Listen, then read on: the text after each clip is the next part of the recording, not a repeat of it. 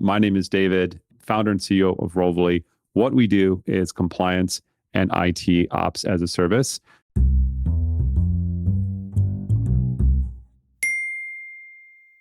Around SOC 2, it's the de facto framework for anybody that is doing B2B sales. It is a framework that really focuses on several trust service criteria, is what they're called. There's 5 of them: security, availability, confidentiality, processing integrity, and privacy. Each of those have various common criteria or controls that say that basically imply these, like, you must be doing these things within, as an organization to be secure, to have a product or a service that is highly available, to have privacy kind of built in.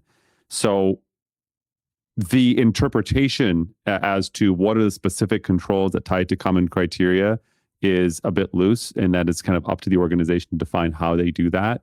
But what we do here at Rovally is we help build all of those controls, those processes, and those policies within an organization. And we operate some of those things to make that lift really as simple as possible for our customers. I think that the answer is incredibly nuanced depending on the organization, depending on how they do business and the types of applications and services that are being used and what's in scope. That really determines, like, what is the lift to implement this type of framework and what is really applicable to me as an organization, because there's certainly a lot more frameworks out there. Yeah, so SOC 2 certainly isn't a regulation. It is a compliance framework that is governed by the AICPA, or the governance body, if you will. And they're going to basically say, hey, listen, if you want to be compliant with this kind of industry standard of what we've said is the model of good for security, availability, confidentiality, and so on and so forth, like, these things must be true, right? And you will be audited by auditors that we've approved, and they're going to do the needful, as it were, to say that you're doing those things. But they're like really like backing up even more. Like, let's look at a 60,000 foot view. A SOC 2 and any other security or compliance framework that's out there is really just a measuring stick, right? So if you want to do business with someone, that's someone who is integrating into your company most of the time by some sort of API. And so you have access to their stuff. They might have access to yours. They want a certain level of confidence from a security perspective. And you can do that via a couple of different mechanisms. Option 1, you can just tell them what you do. Option 2 is you can certainly give them access to do their own audits, which is entirely cumbersome. And as a part of that, sometimes they might ask a bunch of different questions, and you might have to do a mini audit of your own systems and capabilities. Or option 3 is you can kind of get compliant with an auditing framework out there, such as SOC 2, which is kind of industry standard at this point, where what good looks like has been very well defined. And once you've implemented all of those controls, policies, and procedures, a third party basically comes in and says, oh, cool, like, we've done the audit, we've looked at the controls, and everything passes. And there's, we feel good about it. So that is kind of how things step up from a compliance perspective. And the truth is, buyers expect to see that you are compliant with SOC 2 typically as a table stakes minimum. And from there, GDPR or CCPA or HIPAA or various ISO frameworks. So really, that's kind of what that landscape looks like, and why somebody might consider getting a SOC 2 to begin with. So what is the fastest that we can get certified? Interesting. I hear this all the time from prospects that are interested in purchasing our services. And the real answer is it depends. If you're a 5 to 15 person startup and you've got the resources and the tools in place, we can do it in as quickly as 30 days. Because the SOC 2, let's just talk about the type 1, which is the type 1 is a point in time, is really an audit that says we have these things implemented. It's not necessarily the audit of, and we can demonstrate that we've been doing them. That's what a SOC 2 type 2 is. So for companies that are fast and they're small and they have the proper team and security mindset and tools in place, It's a matter of implementing various processes on the HR and IT side, various controls. And we can move on that pretty quickly with a small company. In 30 days, I think is something that we've done multiple times for a SOC 2 Type 1. Your next question is probably, well, what about a SOC 2 Type 2? Well, that's actually very difficult to answer because, first of all, the AI CPA minimum for a SOC 2 Type 2 observation period is 3 months. So you have to have been doing the right things for 3 months before you can get that audit. And the only way for us to know whether or not you're going to pass that audit is to onboard you, go through a gap assessment, and we surely will identify gaps, solve those things, and then see if we can look back if you've been doing things before we had showed up. And oftentimes the answer is no. So we have to create a new observation period. So for a Type 2, I would say the answer is however long it takes us to get through the gaps plus 3 months.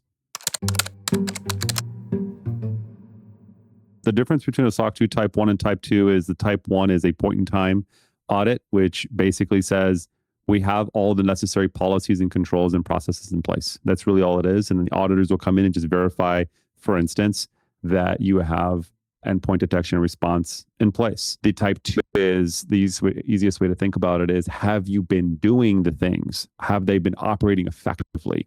So for instance, again, a practical example here is if you have a control that says you do background checks, have you been doing background checks for all of your staff in the past 3 months, right? So that's really how to think about the difference between those two.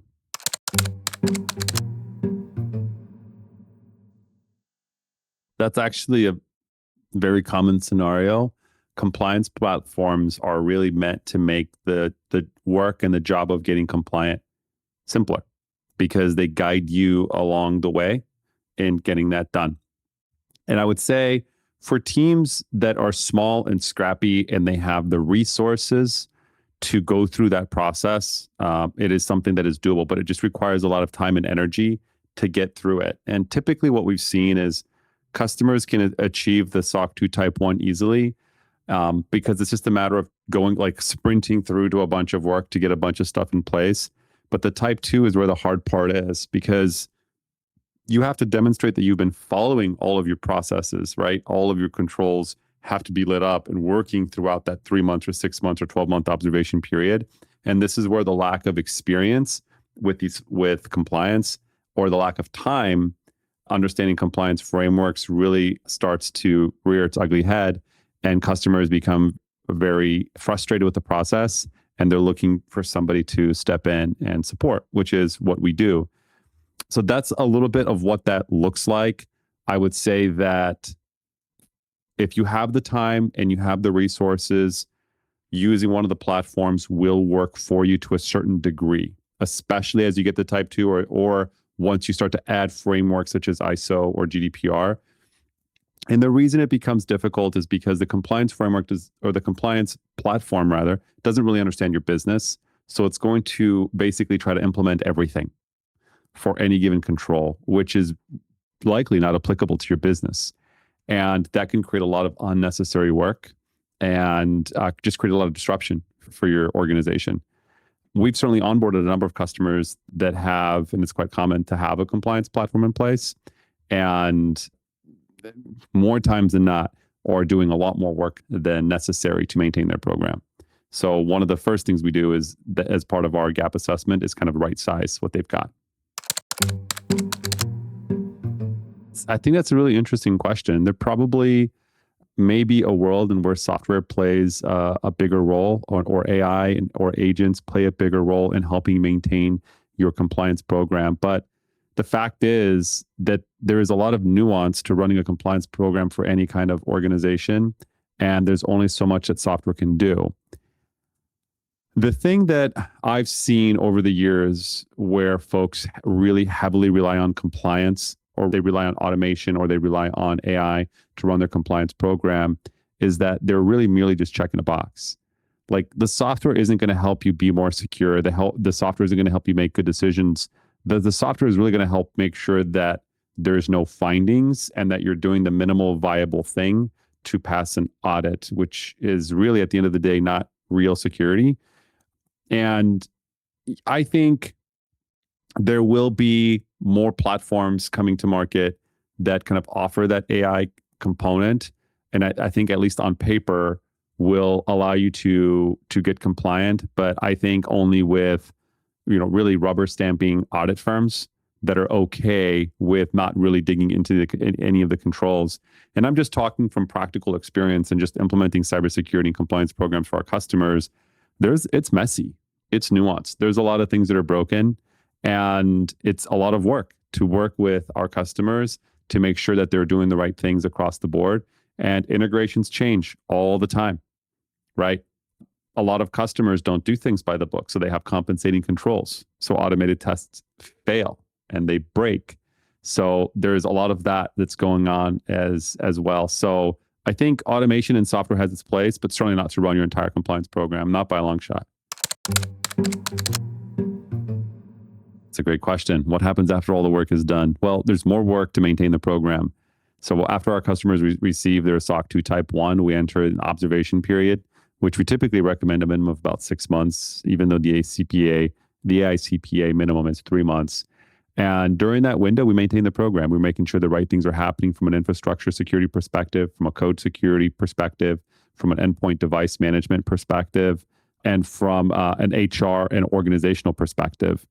Some of those things might include user access reviews across all of your in-scope applications, ensuring that vendors go through third-party vendor risk assessments and that we are quantifying them before they become sub-processors, making sure that policies are constantly updated as your program continues to adapt, risk assessments for your organization being done on a quarterly basis, or security and tabletop exercises, or working with you to ensure that business continuity and disaster recovery plans are tested, and playing a role in making sure that your program incidents are managed and are documented, right?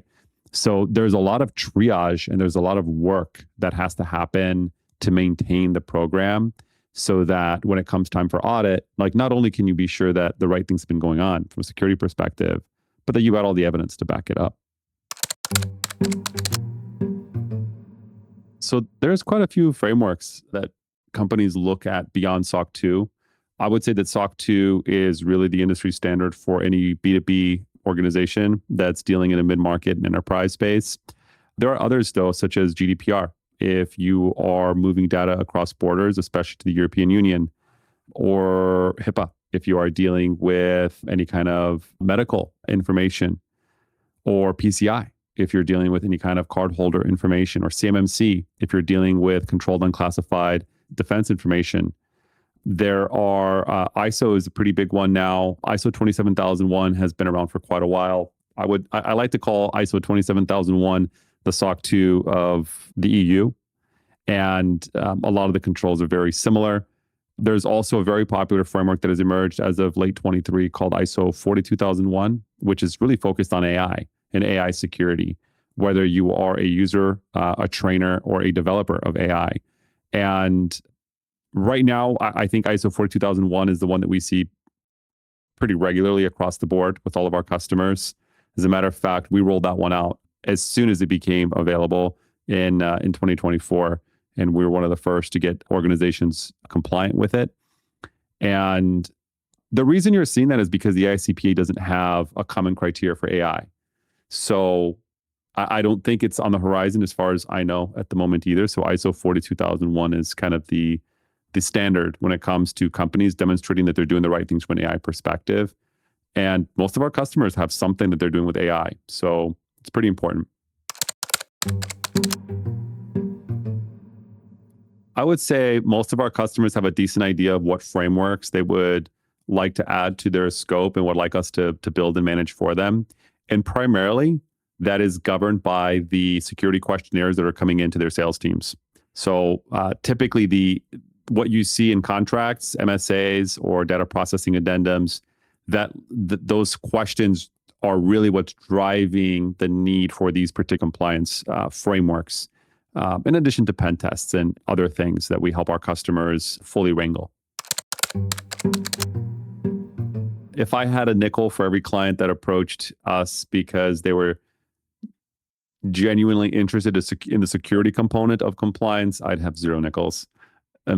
all of our customers reach out because there is an underlying need to become compliant, to satisfy requirements driven by the sales organization. So it's really like a compliance is a bit of a catch-22, because you could look at it from one perspective and say, wow, here's a really awesome framework that we can use to make sure we're doing all the right things, never mind what's going on with sales. But the reality is it's often driven by what is required by your prospects and what they expect to see. We've had to redeploy their entire program from scratch because all of their policies were templatized. And listen, fine, you're using a template, but the thing that the policy says you must be doing, nobody's going to argue with you whether you're using a template or not, but the things that are in there must be true, and they must be actioned.